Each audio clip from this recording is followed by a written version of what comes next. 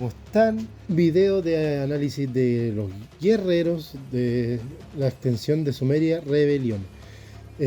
Lo prometido y deuda, vamos a empezar a hablar de los aliados, en este caso de los guerreros.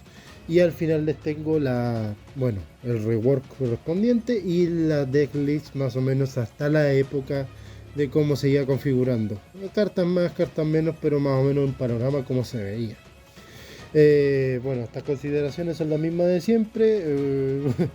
Ya son más que conocidas, así que vamos a esperar a que la lean, porque en realidad es lo mismo de siempre. Un rework hecho por un fan, nada técnico, solo para darle cariño a algunas cartas que merecen un poco más de atención. Y la primera carta que tenemos acá es Sargon el Grande, un 4-3, que es el finisher de los guerreros, porque cuando entra en juego tu oponente bota una carta por cada guerrero que controles, un látigo egipcio para guerreros, y a su vez es un Julio César, porque los aliados guerreros ganan 1 a la fuerza y son imbloqueables. Un Julio César tal cual, pero para la raza guerrera. No hay mucha ciencia ahí, es un finisher de toda la vida, una win condition por lo que podríamos decir, igual que la que los sacerdotes ganaron win condition acá, muy curioso. Urnamu, esta carta es la versión normal y la milenaria. Se volvieron los motores de reclutamiento base de lo que es el formato Furia y los formatos posteriores también. Indestructible, un 2-2 que cuando entra en juego ves las 6 primeras de tu castillo. Había maneras de hacerlo, de verlo, manipular el castillo, y elegías un aliado de raza guerrero de coste 2 o menos, que prácticamente es todo tu mazo, y lo pones ahí sin pagar su coste, lo pones en juego. Es un motor de robo, me adelanté un poco, es un motor de reclutamiento, mejor dicho. Urnamu, el combo era Urnamu y Emerkar, siempre solía salir eso. Lo demás igual podía ser un Rimuch, pero generalmente esa era, debido a las cantidades también, ahí vamos a ver. A veces había suerte y encadenabas 3 Urnamu y un Emerkar, se veía por alguna razón, o por suerte o por mal baraje del mazo, pero se veía. A veces hay cosas muy graciosas ahí. Kukbau, un aliado 2-2 que cuando entra en juego busca 2 aliados de raza guerrero coste 1 en tu cementerio y los pones en tu mano. A diferencia de los coste 2, hay muchos aliados coste 1, buscador, recuperador de armas, recuperador de aliados. Y curiosamente se tuvo una versión estrella en la que bajó su coste aún más, a 1, y se volvió un 1-3. Le subieron ese coste que desapareció, se fue al ataque, lo que la volvió bastante más atractiva la carta, porque un poco más desequilibrada. Salsulina, esta carta era un motor de búsqueda, prácticamente de robo del guerrero. Una vez por turno descartabas una carta de tu mano y buscabas un arma en tu castillo y la ponías en tu mano, o sea, 1 por 1. Encadenaba mucho con algunas cartas, sobre todo con las que son guerreros, que dependen mucho de las armas en el cementerio. Ahora vamos a ir viendo. Rimuch, cuando entra en juego tu oponente bota 2 cartas, eso es para potenciarse con el Urnamu, y cuando es destruido robas 2. Esto era la respuesta al Devastador, que fue una de las cartas más vistas ahí, aunque fuera Dream, aunque fuera Bestia, siempre iba a estar porque era el botón de pánico de los mazos. Si todo estaba mal, jugabas el Devastador y era como tirar un hechizo de que botara 7 cartas porque atacabas y después lo desterrabas. Después vio juego Beowulf el Gauta, me parece, pero Beowulf, un Beowulf, y también vio Nalfar, pero eso más posteriormente. Pero el asunto es que cuando era destruido permitía hacer daño. Gracias al Devastador, en Sumeria surgieron muchas cartas que al salir del juego hacían algo. Barajaban, desterraban, destruían, descartaban. Ya por lo que me entienden, había mucha respuesta a la salida del juego. Enatum de Galagach, un 2-2 que destierra un elemento cementerio. Ahí va la mezcla con la combinación con Salsulina. Tu oponente bota 3 cartas. Hay muchas cartas más que también te encadenan cartas y te las meten al cementerio. Ahí lo vamos a seguir viendo, son 2, por lo menos 2 o 3 más. Y me acuerdo cuando estudiaba con un amigo había encontrado el cómic de este personaje y ahí lo conocí. Yo creí que era egipcio y después me di cuenta que no, que es más dedicado a esta parte de, no sé, Sumeria, Babilonia, por ahí. O sea, otro lugar geográfico. Guerrero de Nibiru, en la carta guerrero que se mezcla con los tótems por excelencia. Entra en juego y tu oponente bota una carta por cada tótem en tu cementerio. Para darle uso a esos tótems que se van descartando o van al cementerio por ataque. Inkishush, Skiduch, como dice el Kung Fu Panda. Skiduch, cuando hace daño al mazo castillo, oponente obviamente, puedes desterrar un aliado raza bestia en el juego o en un cementerio, o sea, se come los lamos. Es la carta contra los lamos y solo contra los lamos, lamentablemente solo bestia, así que aunque tenga buenos stats como buen ataque, buen coste, es muy específico. Mebarayesi. En tu fase de vigilia, destierra un arma de tu cementerio, elige una arma que también esté en tu cementerio y la pones en tu mano, o sea, uno por uno. Un arma por otra alma. Rimsim 2. Tu vigilia una vez por turno, busca un arma en tu castillo y la pones en tu cementerio. Este era el motor para tener armas en el cementerio. Y se combinaba bastante bien con las que hemos ya visto, que requieren cartas también ahí. Por eso las armas siempre se iban ciclando, se iban reutilizando. O sea, era una carta bastante útil. Tishkar, el mercado de los pobres, un 2-1 que sí puede atacar, eso es importante. Sí, es importante porque aunque sean 2-1 lo podías dopar bastante bien con muchas cartas que tenías. En Guerra Talismán, una vez por turno tu oponente bota una carta. Es un poco menos que el mercado, pero está y sirve y vio uso y compartió slot con Emerker en su momento. Peli, en tu fase de vigilia, una vez por turno descarta un tótem, robas una carta. Y recuerden que también Guerrero jugaba mucho con tótem. Lo que es Guerrero, robo, tótem, armas. Chulga, una vez por turno destierra un tótem de tu cementerio, el que desterraste con el Peli, lo destierras y el oponente bota dos cartas. Elite Celestial, otra carta que juega con armas, una vez por turno destierra un arma de tu cementerio y este aliado gana 2 a la fuerza. Ojo, una vez por turno puede ser la guerra de talismán oponente y lo otro no es hasta el final del turno, se va acumulando. Así que tu primer turno, como siempre vas a ir generando armas, destierras, ya es un 1-3.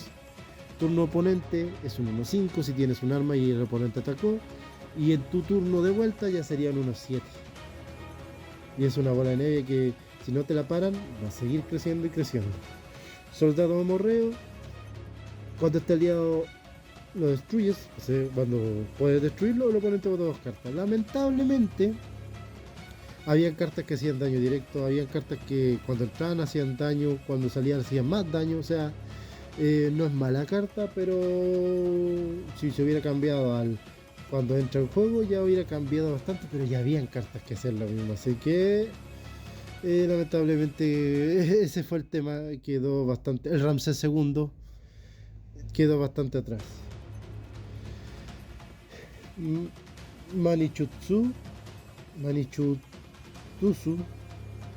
me parece que este era uno de los descendientes de Emerkar, me parece. Ya lo habíamos visto en unos videos de historias del lore. Cuando entra en juego destruye a un arma oponente. Ojo, destruir, no desterrar. Y solo un arma. Por el coste quedaría medio obsoleto. Recuerden que incluso para el formato construido que tenemos con cada uno de estos recursos, tenemos a Fenrir, que es un 2-2 que tiene furia más encima. Campeón del pueblo, un 1-2. Cuando entra en juego tu oponente bota una carta. ¿Ven? Ahí está la diferencia con el soldado amorreo. Te pide menos, te ataca lo mismo prácticamente. Sí, te ataca menos, pero con bonificaciones más, menos. Y tu oponente bota una carta. Charry. Este aliado es destruido, tu oponente bota 3 cartas.